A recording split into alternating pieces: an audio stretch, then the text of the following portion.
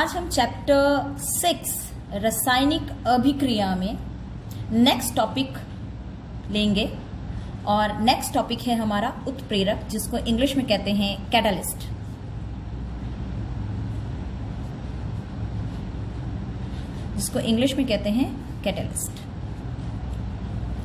फिर लेंगे कैटलिस्ट के गुण यानी उत्प्रेरक के गुण और फिर लेंगे उत्प्रेरक के प्रकार। आज ये 3 टॉपिक पढ़ेंगे और इन 3 टॉपिक के साथ ही हम उत्प्रेरक के प्रकार में भी अलग अलग तरीके के उत्प्रेरक पढ़ेंगे। तो शुरू करते हैं, उत्प्रेरक क्या है। देखिए, कोई भी रासायनिक अभिक्रिया होती है तो रासायनिक अभिक्रिया, मान लीजिए पदार्थ, सपोज कर लीजिए मुझे कोई सामान बनाना है, कोई रासायनिक अभिक्रिया करनी है और अभिक्रिया सुबह से लेकर शाम तक हो रही है और मुझे थोड़ा जल्दी चाहिए, है ना, थोड़ा जल्दी चाहिए। तो मैं क्या करूंगी, मैं उसमें कोई ऐसी वस्तु मिला दूंगी जिसकी वजह से क्या होगा कि उसके वेग में परिवर्तन आ जाएगा और ज्यादा समय की जगह वो कम समय में ही तैयार हो जाएगा। ओके, तो उत्प्रेरक क्या होता है। देखिए, वे पदार्थ होते हैं जो रासायनिक अभिक्रिया की वेग को परिवर्तित करता है। याद रखिएगा, वेग का मतलब, वेग यानी उसकी स्पीड को चेंज करता है ना। दो substance which change the rate of reaction. तो वे पदार्थ जो रासायनिक अभिक्रिया के वेग को परिवर्तित कर देते हैं, लेकिन ऐसा नहीं कि खुद भी बदल जाते हैं, खुद वो वैसे ही रहते हैं। तो रासायनिक अभिक्रिया के वेग को परिवर्तित करते हैं ऐसे पदार्थ और खुद अपरिवर्तित रहते हैं और इसको कहते हैं क्या, उत्प्रेरक। तो वे पदार्थ जो रासायनिक अभिक्रिया के वेग को परिवर्तित कर देते हैं लेकिन परंतु स्वयं अपरिवर्तित रहते हैं और उनको कहते हैं उत्प्रेरक। उन सभी पदार्थों को क्या कहते हैं, उत्प्रेरक। तो उत्प्रेरक, चलिए, वेग को परिवर्तित करने वाले पदार्थ। ओके, तो उनके गुण क्या हैं। जब तक आप किसी के गुण नहीं जानेंगे, आप जानेंगे कैसे कि उत्प्रेरक का क्या क्या कार्य है, ये उत्प्रेरक ही है। देखिए, सबसे पहला तो हमारे परिभाषा के अनुसार ही हो गया कि उत्प्रेरक केवल रासायनिक अभिक्रिया की वेग को परिवर्तित करता है परंतु स्वयं अपरिवर्तित रहता है, अर्थात उसके रासायनिक संगठन में कोई परिवर्तन नहीं आता। ओके, तो उत्प्रेरक पहला क्या है, उत्प्रेरक अभिक्रिया के वेग को परिवर्तित करता है परंतु खुद का, उसका या स्वयं का रासायनिक संगठन, उसके स्वयं के रासायनिक संगठन में कोई परिवर्तन नहीं होता। दूसरा, देखिए, हर उत्प्रेरक, हर रासायनिक अभिक्रिया के लिए अलग अलग उत्प्रेरक होंगे। ऐसा नहीं कि एक में हमने निकल मिला दिया तो दूसरे में भी निकल मिलाने से हमारा काम हो जाएगा, एक में हमने फेरस मिला दिया तो दूसरे में फेरस मिलाने से काम जरूरी नहीं है ना। किसी में निकल काम आता है, किसी में फेरस आता है, किसी में मोलिब्डेनम आ रहा है। आपके खुद के शरीर में देख लीजिए ना, पाचन तंत्र में उत्प्रेरक है। कैसे, आपको पता है, आपके मुंह में लार है, लार में कौन सा एंजाइम है अर्थात उत्प्रेरक है, कौन सा एंजाइम है बताइए। लार के अंदर आपके पास टाइलिन एंजाइम है, आप पढ़ चुके हैं, अमाइलेज एंजाइम भी जिसको कहते हैं। वो क्या करता है, ग्लूकोज को माल्टोज में बदल देता है, यानी कि ग्लूकोज को माल्टोज में बदलने के लिए हमारे पास लार में क्या है, टाइलिन एंजाइम और एमाइलेज एंजाइम। हमारे पास प्रोटीन के भी ऐसे, प्रोटीन को तोड़ने के लिए भी एंजाइम है। तो ये जैव उत्प्रेरक हो जाते हैं, जिनके बारे में हम आगे पढ़ेंगे इनके प्रकार। तो मैंने पहला आपको बताया कि उत्प्रेरक रासायनिक अभिक्रिया के केवल वेग को परिवर्तित करती है लेकिन उसका स्वयं का रासायनिक संगठन में कोई परिवर्तन नहीं होता। दूसरा, प्रत्येक रासायनिक अभिक्रिया के लिए एक विशिष्ट उत्प्रेरक होता है, अर्थात सभी रासायनिक अभिक्रिया एक ही उत्प्रेरक से नहीं होते। अलग अलग उत्प्रेरक अलग अलग रासायनिक अभिक्रिया को, अलग अलग रासायनिक अभिक्रिया के वेग को परिवर्तित करती हैं। तीसरा अपने पास है, उत्प्रेरक की रासायनिक अभिक्रिया में उत्प्रेरक को सूक्ष्म मात्रा में ही मिलाया जाता है, ज्यादा मात्रा में मिलाने की जरूरत नहीं है। आप दही के अंदर जामुन कितना डालते हैं, थोड़ा सा, तो दही जम जाता है। तो उसी प्रकार उत्प्रेरक को भी किसी अभिक्रिया करने के लिए, किसी अभिक्रिया के लिए केवल सूक्ष्म मात्रा में ही मिलाया जाता है, ज्यादा मात्रा में उसको मिलाने की जरूरत नहीं है। ओके, अच्छा, ये क्या रासायनिक अभिक्रिया को प्रारंभ करने के लिए जरूरी है? नहीं, उत्प्रेरक अभिक्रिया को प्रारंभ नहीं करता, केवल उसकी वेग को परिवर्तित करता है, या तो बढ़ाता है या घटाता है। और यदि उत्क्रमणीय अभिक्रिया होती है तो ये अग्र और प्रतीप यानी बैकवर्ड और फॉरवर्ड रिएक्शन दोनों को समान रूप से प्रभावित करता है। ओके, अच्छा, एक और चीज, उत्प्रेरक एक निश्चित तापमान पर अत्यधिक क्रियाशील होता है। अगर हम तापमान बढ़ा दें या घटा दें तो अवश्य ही उसकी क्रियाशीलता प्रभावित होगी। यानी कि प्रत्येक उत्प्रेरक एक निश्चित ताप पर अत्यधिक क्रियाशील होते हैं, तो उस ताप को घटाना और बढ़ाने पर अवश्य ही उत्प्रेरक की क्रियाशीलता प्रभावित होगी। एक उदाहरण देती हूं, हमारे शरीर का तापमान कितना है? 37 डिग्री सेल्सियस। अर्थात 37 डिग्री सेल्सियस पे हमारे लार में उपस्थित अमाइलेज एंजाइम यानी कि टाइलिन एंजाइम कार्य करते हैं। लेकिन 37 डिग्री सेल्सियस से उसको तापमान कम कर दो तो भी प्रभावित होगा, संपन्न होगा, और बढ़ा दो तो भी प्रभावित होगा। अगर हम उस लार एंजाइम को 0 डिग्री सेल्सियस पे कर दें तो वो निष्क्रिय हो जाएगा, और 100 डिग्री सेल्सियस पे कर दें या 85-95 पे कर दें वो निष्क्रिय हो जाएगा, नष्ट हो जाएगा, कार्य ही नहीं करेगा।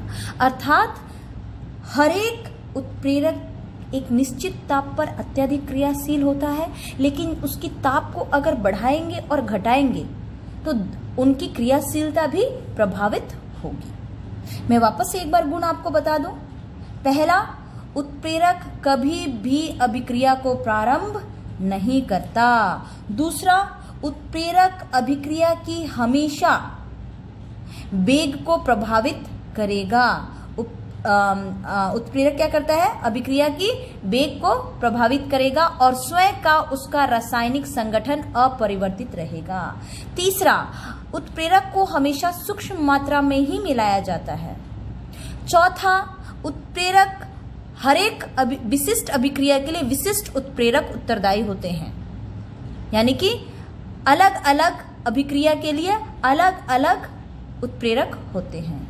पांचवा, अगर उत्क्रमणीय अभिक्रिया होता है तो उत्प्रेरक अग्र और प्रतीप दोनों अवस्थाओं में ही समान रूप से दोनों अवस्थाओं की वेग को समान रूप से प्रभावित करेंगे।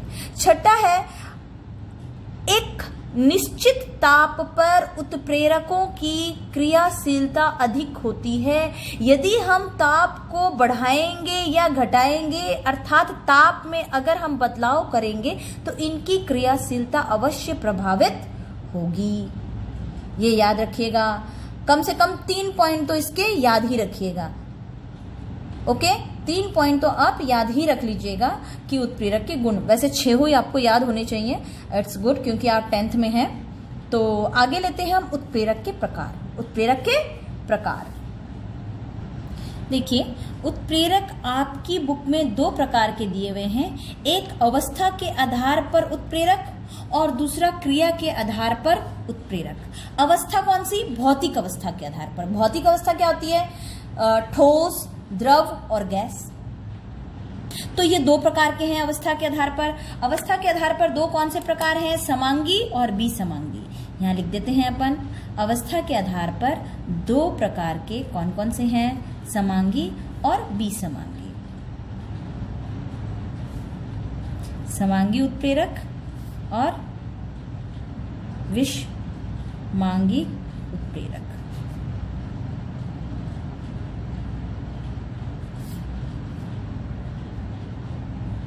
अब देखिए, समांगी समान, विषमांगी विष अलग अलग। तो समांगी क्या होता है? वो सभी उत्प्रेरक जिसमें वो सभी रासायनिक अभिक्रिया जिसमें उत्प्रेरक, अभिकारक और उत्पाद तीनों की भौतिक अवस्था समान हो। इनकी भौतिक अवस्था क्या होती है? समान। कैसे समान होती है? तो समान कैसे होगी? यानी कि अगर अभिकारक गैस है, अभिकारक गैस है तो उत्प्रेरक भी गैस है और अपने उत्पाद भी गैस है ना। जैसे कि मैं लिख रही हूं इसका एक उदाहरण, सल्फर डाइऑक्साइड, ये है गैस, ऑक्सीजन से रिएक्ट करेगा O2, ये भी है गैस, क्या देगा अपने पास बनाएगा SO3 जो ये भी है गैस। बैलेंस कर देते हैं 2 2। अब यहां डालते हैं उत्प्रेरक, ये है उत्प्रेरक नाइट्रस, ये भी होगा गैस। तो देखिए आपके पास यहां भौतिक अवस्था को ध्यान से देखिए, इनकी भौतिक अवस्था क्या है? समान, अर्थात अभिकारक, उत्पाद, अभिकारक, उत्पाद व उत्प्रेरक तीनों की भौतिक अवस्थाएं समान होती हैं समांगी में। अब विसमांगी का एक उदाहरण ले लेते हैं। ओके, तो विसमांगी को थोड़ा नीचे खिसका देते हैं अपन।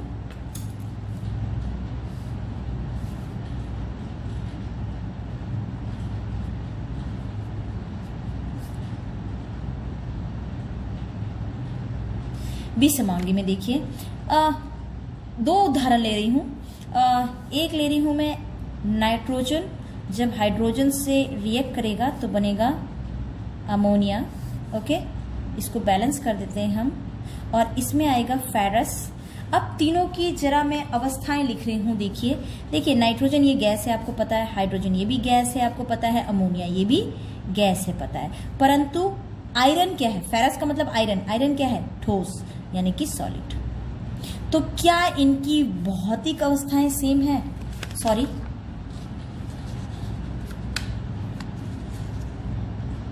नाइट्रोजन गैस है, हाइड्रोजन गैस है, उत्प्रेरक फेरस ठोस है, फेरस का मतलब आयरन, लेकिन अमोनिया जो उत्पाद बन रहा है वो भी गैस है। तो यहां देखिए ये गैस है, हमारा उत्पाद गैस है, सॉरी हमारा अभिकारक गैस है, उत्पाद गैस है, परंतु जो हमारा उत्प्रेरक है वो क्या है? ठोस। क्या है? ठोस। तो विसमांगी कौन से होंगे? जब रासायनिक अभिक्रिया में अभिकारक और उत्पाद, अभिकारक या अभिकारक एवं उत्प्रेरक दोनों की भौतिक अवस्थाएं क्या हो? भिन्न भिन्न, है ना। जब किसी रासायनिक अभिक्रिया में अभिकारक एवं उत्प्रेरक की भौतिक अवस्थाएं भिन्न भिन्न होती है उसे विसमांगी उत्प्रेरक कहते हैं। इसकी और इसकी भौतिक अवस्थाएं क्या होंगी? अलग अलग, ये ठोस है और ये गैस है। अच्छा, इसी का एक उदाहरण ले रही हूं। वो उदाहरण लेने का ये पर्पस है क्योंकि एग्जाम में आता है कि वनस्पति तेल से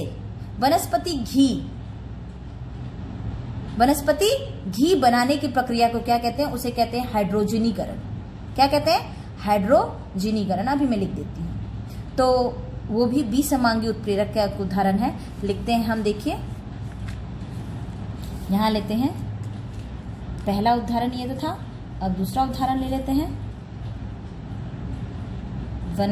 वेजिटेबल ऑयल भी कहते हैं, वनस्पति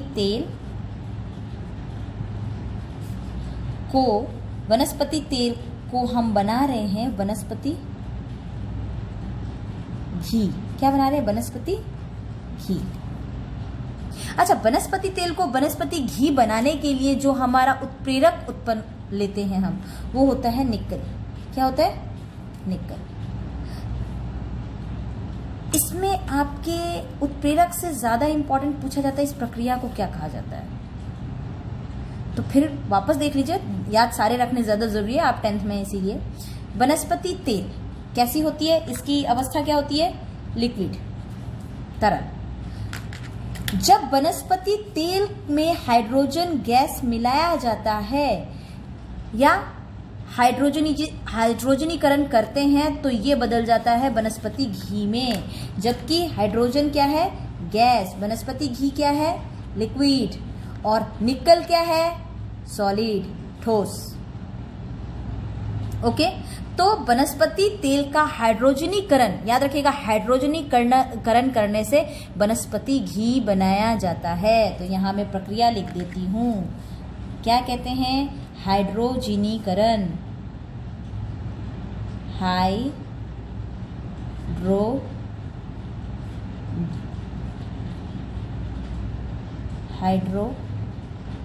हाइड्रोजीनीकरण याद रखिएगा। हाइड्रोजन, वनस्पति तेल का हाइड्रोजनीकरण करने से वनस्पति घी बनता है। अब यहाँ पर देखिए उत्प्रेरक, और इसमें अवस्थाएं क्या है? भौतिक अवस्थाएं अलग अलग, इसलिए किस प्रकार का उदाहरण होगा? ये है विसमांगी उत्प्रेरक का उदाहरण। तो हमने समांगी और विसमांगी उत्प्रेरक का बता दिया। ये किस आधार पर है? अवस्था के आधार पर। कौन सी? अवस्था के आधार पर।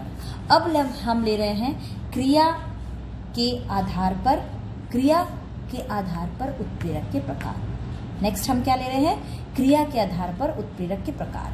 क्रिया के आधार पर देखिए, धन उत्प्रेरक जो वेग को बढ़ाता है, ऋण उत्प्रेरक जो वेग को घटाता है, स्वतः उत्प्रेरक, है ना। स्वतः उत्प्रेरक में क्या होते हैं? जो उत्पाद बनते हैं वो खुद ही उत्प्रेरक का कार्य करने लगते हैं। और जैव उत्प्रेरक जो जैव रासायनिक अभिक्रियाओं की गति को बढ़ाने और कम करने के काम आती हैं, है ना। गति को बढ़ाने के लिए जो पदार्थ काम आती हैं वो जैव उत्प्रेरक करती हैं, जैविक रासायनिक अभिक्रियाओं को पूरा करने के लिए। तो हम लेते हैं क्या?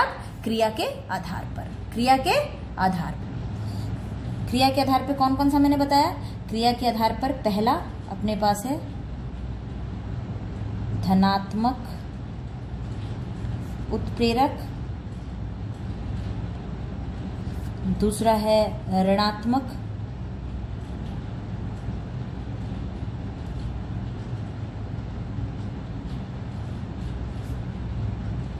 उत्प्रेरक, तीसरा है स्वतः उत्प्रेरक, चौथा है जैव उत्प्रेरक। ओके, तो हम अब ये चारों उत्प्रेरकों के बारे में पढ़ेंगे। ओके अंजी, तो क्रिया के आधार पर उत्प्रेरक, सबसे पहला है हमारा धन उत्प्रेरक। रासायनिक अभिक्रियाओं के वेग को बढ़ाने वाले उत्प्रेरक को धन उत्प्रेरक कहेंगे। उदाहरण आपके पास दोनों ही पूछा जाता है, दो आपकी बुक में दिए हैं, दोनों ही पूछा जाता है। पहला दे रखा है आपकी बुक में सल्फर डाइऑक्साइड ऑक्सीजन से रिएक्ट करता है, तो आपके पास 2SO3। अब यहाँ आ जाएगा, आपको दे देता है क्वेश्चन मार्क, बोलेगा बताइए यहाँ कौन सा उत्प्रेरक काम में लेंगे। तो यहाँ आप उत्प्रेरक क्या कर देंगे? NO काम में लिया जाता है, नाइट्रस ऑक्साइड। तो ये आपके पास बैलेंस कर देते हैं। ये आपके पास क्या है? उत्प्रेरक। क्वेश्चन मार्क से आपको एग्जाम में दिया जाता है, बताइए यहाँ कौन सा उत्प्रेरक है। दूसरा आपको कहेगा पोटेशियम क्लोरेट बनाएगा, पोटेशियम क्लोराइड, ऑक्सीजन बाहर निकल जाएगा, बैलेंस कर देते हैं 2 and 3।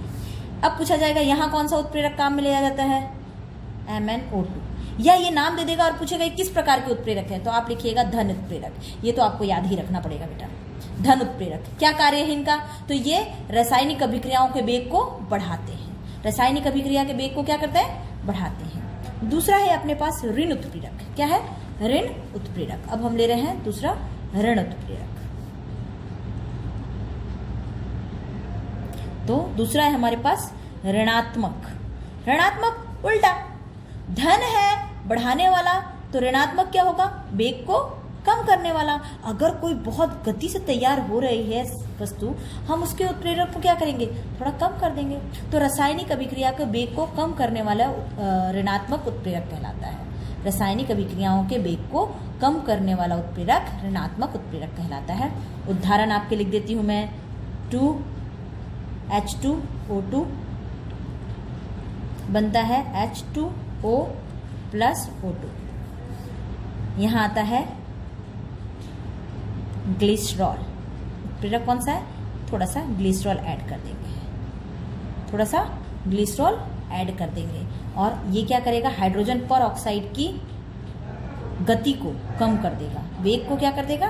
कम कर देगा। ओके, तो हाइड्रोजन पर ऑक्साइड का संग्रह करने के लिए, है ना, हाइड्रोजन पर ऑक्साइड का संग्रह करने के लिए मान लीजिए हाइड्रोजन परऑक्साइड क्या होता है, इसकी अपघटन दर बहुत तेज होगी, तो इसकी अपघटन दर को तेज होगी तो ये हाइड्रोजन परऑक्साइड क्या होगा, जल्दी से पानी और गैस बन जाएगा।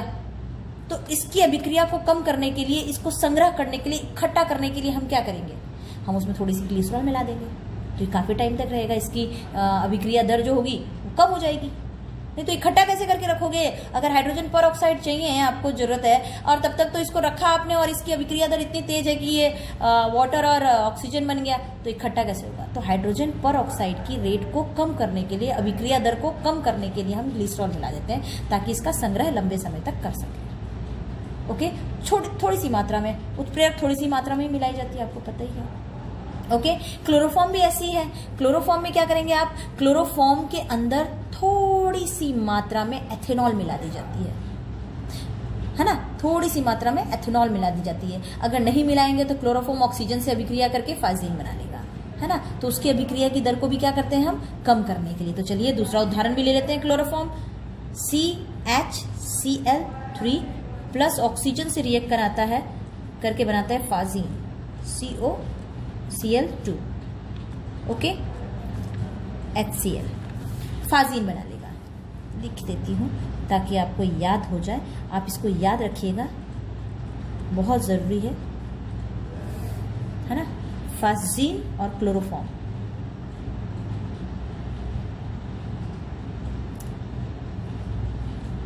अब देखिए थोड़ी बैलेंस कर देते हैं, 2 और यहां भी 2, यहां भी 2, ओके।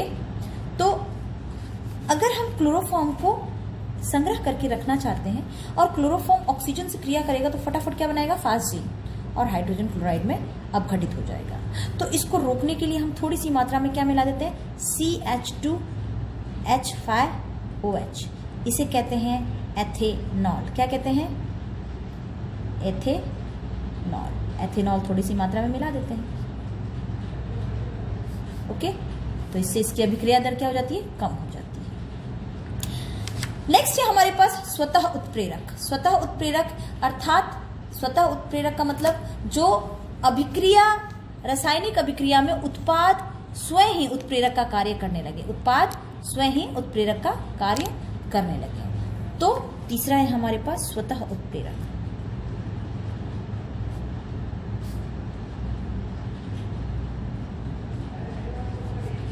स्वतः उत्प्रेरक में अपन आ जाते हैं, लिख देते हैं एथिल एसीटेट,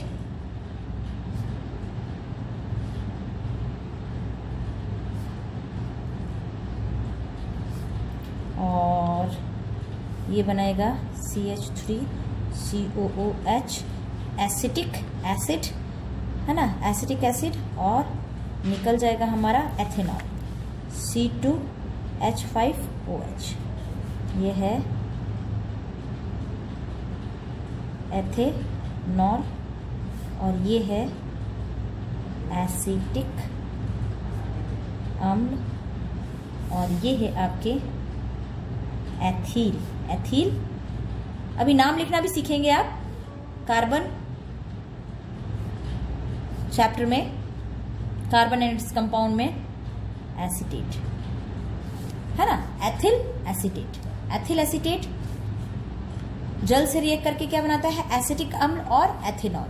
अब एसिटिक अम्ल और एथेनॉल बनाता है और जैसे ही ये तैयार होते हैं, यहाँ प्रारंभ में अभिक्रिया मंद गति से होती है, परंतु जैसे जैसे क्योंकि उत्पाद बना नहीं है, और जैसे जैसे उत्पाद की मात्रा अर्थात उत्पाद की सांद्रता बढ़ती जाती है, वैसे वैसे जैसे जैसे अभिक्रिया में एसिटिक अम्ल की मात्रा बढ़ती जाती है, वैसे वैसे उत्प्रेरक की मात्रा बढ़ती जाती है, वैसे वैसे क्या होता है, गति तेज होती जाती है। तो प्रारंभ में गति मंद होती है, परंतु उत्पाद एसिटिक अम्ल की कुछ मात्रा बनने पे थोड़ी सी मात्रा ही बढ़ जाती है, तो उसके वेग को क्या हो जाता है, बढ़ जाता है, गति मिल जाती है, तो वेग बढ़ जाता है। तो ये था हमारा स्वतः उत्प्रेरक। अब लेते हैं जैव उत्प्रेरक। जैव उत्प्रेरक में आपके शरीर में होने वाली कोई भी अभिक्रियाओं का उदाहरण आप दे सकते हैं। चौथा, आपके आमाशय में, आपके शुद्रांत में होने वाले कई जैव उत्प्रेरक होती हैं, उनका जैव उत्प्रेरक को हम एंजाइम भी कहते हैं, जो कि प्रोटीनी संरचना होती है। तो माल्टोज शकरा को माल्टेज नाम का एंजाइम ग्लूकोज में परिवर्तित कर देगा हमारे शुद्धांत में। शुद्धांत में, आमाशय में होने वाली सारी और मुंह में होने वाली जितनी भी हमारी रासायनिक अभिक्रियाएं हैं वो सब जैव उत्प्रेरक के, उन सभी में जैव उत्प्रेरक कार्य आता है, उन सभी रासायनिक अभिक्रियाओं में। चलिए एक और उदाहरण ले लेते हैं। एक और उदाहरण है यूरिया, NH2 CO NH2, इसको कहेंगे यूरिया। मूत्र जिसे कहते हैं, मूत्र का सूत्र है ना। यूरिया के साथ जब जल मिलता है तो बनाता है अमोनिया और कार्बन डाइऑक्साइड, उसमें से गैस निकलती है ना। और इसमें जो काम आता है वो होता है यूरिएज एंजाइम। कौन सा एंजाइम? Urease enzyme. ये भी जैव उत्प्रेरक है। तो हमारे पास माल्टेज और यूरिएज दो हमने आज पढ़े जैव उत्प्रेरक, है ना। जैव उत्प्रेरक के दो उदाहरण। तो नेक्स्ट हम टॉपिक में पढ़ेंगे रासायनिक अभिक्रियाओं को। देखो, रासायनिक अभिक्रियाओं को उत्प्रेरक रासायनिक अभिक्रियाओं के वेग को प्रभावित करता है, ये हमने जान लिया। लेकिन क्या ऐसे भी कोई पदार्थ हैं जो उत्प्रेरकों की क्रियाशीलता को प्रभावित करती हैं? तो आगे हम नेक्स्ट टॉपिक अपना लेंगे रासायनिक अभिक्रियाओं में उत्प्रेरक की क्रियाशीलता को प्रभावित करने वाले कुछ पदार्थों के बारे में। तो नेक्स्ट हमारा टॉपिक लेते हैं रासायनिक अभिक्रियाओं में उत्प्रेरक की क्रियाशीलता को प्रभावित करने वाले पदार्थ। उत्प्रेरक की क्रियाशीलता, उत्प्रेरक की क्रियाशीलता को प्रभावित करने वाले पदार्थ। अब उत्प्रेरक, अभी तक उत्प्रेरक रासायनिक अभिक्रिया को प्रभावित करा था, अब हम उत्प्रेरकों को प्रभावित करने वाले पदार्थ के बारे में पढ़ रहे हैं। एक उत्प्रेरक वर्धक, यानी उत्प्रेरक की क्रियाशीलता को बढ़ाता है। ये क्या करता है? उत्प्रेरक की क्रियाशीलता में वृद्धि करता है। तो यहां लिख देते हैं, उत्प्रेरक की क्रियाशीलता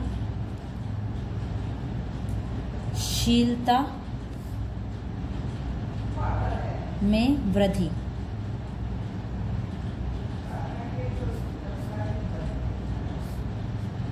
करता है। और ये क्या करेगा? उत्प्रेरक की क्रियाशीलता को कम करेगा।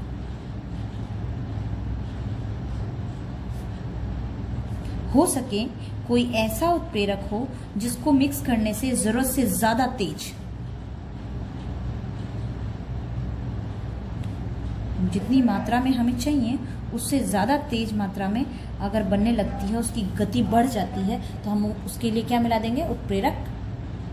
वो पदार्थ जो उत्प्रेरक की गति को कम करता है, उत्प्रेरक की गति को कम करता है। अच्छा, तो उत्प्रेरक वर्धक पहले हम लेते हैं उदाहरण। उत्प्रेरक वर्धन में हमारे पास आ जाता है N2 plus H2, N2 plus H2, nitrogen hydrogen देंगे हमें अमोनिया। अमोनिया फटाफट बनता है, ओके, सॉरी, मंद गति से। तो इसकी गति को बढ़ाने के लिए इसकी गति में क्या है? फेरस, Fe क्या है? आयरन। तो यहाँ मोलिब्डेनम, Fe जो है MO उत्प्रेरक और Fe की क्रियाशीलता को बढ़ाकर अभिक्रिया की गति को और भी अधिक कर देता है। क्या करता है मोलिब्डेनम? मोलिब्डेनम जो है, MO लिख देती हूं मैं, मोलिब्डेनम जो है वो उत्प्रेरक वर्धक है। ये फेरस जो है, फेरस क्या है अपने पास? Fe, जो आपने देखना विषमांगी उत्प्रेरक में पढ़ा है। विषमांगी उत्प्रेरक के अंदर भी हमने Fe को मेंशन किया है, ये उत्प्रेरक है ना। तो Fe इससे इनके इस अभिकारक से उत्पाद बनाता है। तो इसकी मात्रा को, सॉरी, इसकी क्रियाशीलता को, ये उत्प्रेरक है, इसकी क्रियाशीलता को बढ़ाने के लिए हम थोड़ा सा क्या मोलिब्डेनम का चूर्ण मिला देते हैं। तो ये किसकी अभिक्रिया को बढ़ा रहा है? फेरस की। तो मोलिब्डेनम का थोड़ा सा चूर्ण फेरस उत्प्रेरक की अभिक्रिया को बढ़ा देता है, याद रखिएगा, ओके। इसमें आप ये भी ले सकते हैं वनस्पति घी, तेल का। चलिए लिख देते हैं वेजिटेबल ऑयल, जिसको कहते हैं वनस्पति तेल। वनस्पति तेल, हाइड्रोजनीकरण हमने पढ़ा है H2। हाइड्रोजनीकरण में हमारा उत्प्रेरक क्या है? निकल। निकल की अभिक्रिया को बढ़ाने के लिए हम इसमें क्या मिलाएंगे? कॉपर थोड़ी सी। तो क्या मिल जाएगा हमें? वेजिटेबल घी।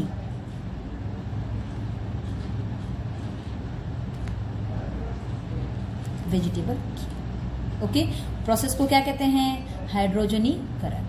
तो ये उत्प्रेरक वर्धक है। उत्प्रेरक वर्धक को मैं लाल से बता रही हूं आपको, ये उत्प्रेरक वर्धक है और ये उत्प्रेरक वर्धक है। इसमें इस उत्प्रेरक की क्रियाशीलता को बढ़ा रहा है ये उत्प्रेरक वर्धक, और इसमें इस उत्प्रेरक की क्रियाशीलता को बढ़ा रहा है कौन? कॉपर उत्प्रेरक। अब हम लेते हैं उत्प्रेरक विष का उदाहरण। उत्प्रेरक विष के अंदर देखिए हमारे पास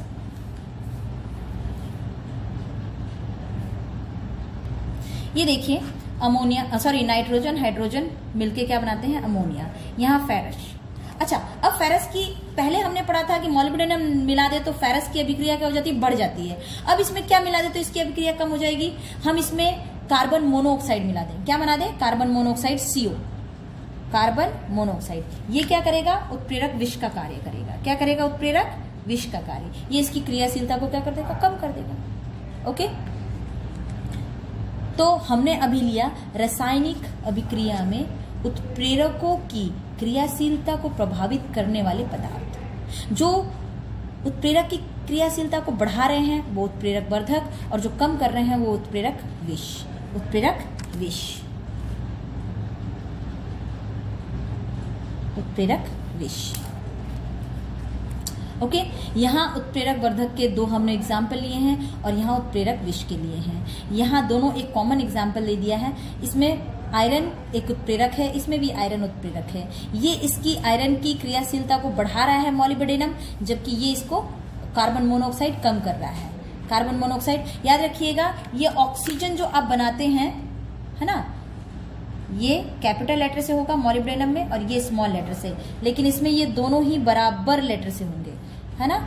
इंग्लिश अल्फाबेट में दोनों ही बराबर होते हैं, C for carbon, O for oxide. तो ये भी ध्यान रखिएगा। तो ये मॉलिब्डेनम है MO, और ये कार्बन और ऑक्सीजन मिलकर कार्बन मोनोऑक्साइड है। ये उत्प्रेरक विष है और ये उत्प्रेरक वर्धक है। तो आज के लिए इतना ही। नेक्स्ट हम अपने अगले वीडियो में नया चैप्टर लेंगे। Thank you.